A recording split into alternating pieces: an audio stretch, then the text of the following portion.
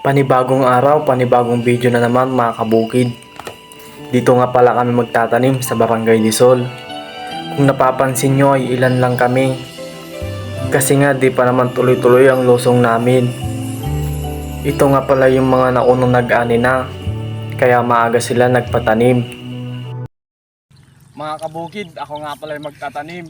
Kasama ko nga pala dyan yung mga bata. Sumama nga pala sila sa amin magtanim. Para daw may pangbaon sila kasi nga wala silang pasok ngayon. Ang sisipag talaga ng mga batang ito. Imbes na sila ay maglibang-libang ng kanilang sarili, sila ay sumasama sa amin para maghanap buhay. Mahirap talaga ang buhay, kaya kailangan natin magsipag para tayo makaraos sa kahirapan. Lumilipas ang panahon, kabiyak ng ating gunitan, ang mga punot. Patapos na nga pala kami sa aming tinatamnan. Kami nga ay uuwi na sa kanya-kanya naming tahanan. Abangan nyo na lang ulit ang gagawin kong mga video mga kabukid.